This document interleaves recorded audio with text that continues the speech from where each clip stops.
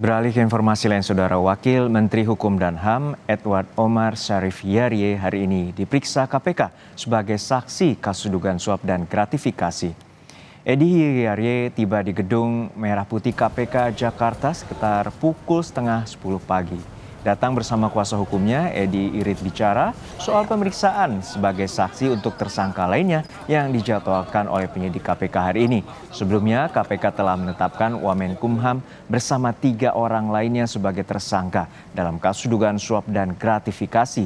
KPK juga telah mencegah para tersangka untuk bepergian ke luar negeri selama 6 bulan.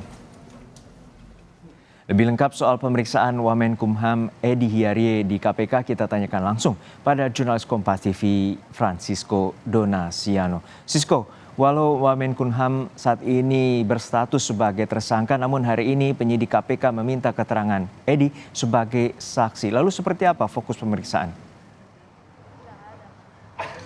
Yang pasti untuk melakukan ataupun juga pengembangan penyidikan yang dilakukan oleh penyidik KPK yang telah datang seperti itu pada hari ini. Nah, cukup menarik memang Juno dan juga saudara tadi terpantau setidaknya pada pukul setengah 10 pagi, itu berarti setidaknya sudah hampir 3 jam Wamenkumham yaitu Edward Hiyariye ini diperiksa oleh penyidik KPK pada hari ini. Datang, irit bicara, sehingga memang masih kami nantikan apa saja kemudian yang ditanyakan, berapa pertanyaan dicecar pada pertanyaan pada hari ini. Nah, untuk status hukumnya sendiri memang ini masih belum terkonfirmasi melalui konferensi pers, namun pada beberapa waktu yang lalu atau pada 9 November 2023 yang lalu memang telah disebutkan oleh Wakil Ketua KPK sudah ada tersangka terkait dugaan suap dan juga gratifikasi yang melibatkan selain Wamenkumham dan 3 orang lainnya.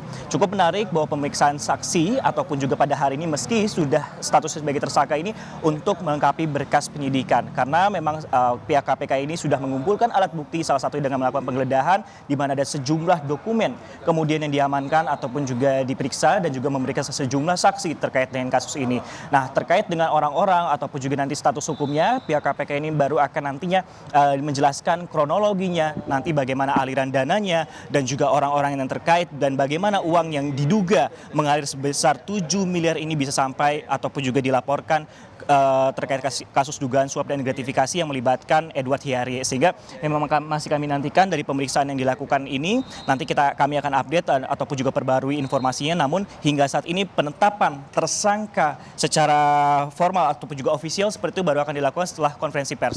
Juno. Baik, 3 jam sudah Wamenkumham Edi Hiyariye diperiksa KPK atas dugaan suap dan gratifikasi. Terima kasih jurnalis Kompas TV Francisco Donasiano dari Gedung KPK Jakarta.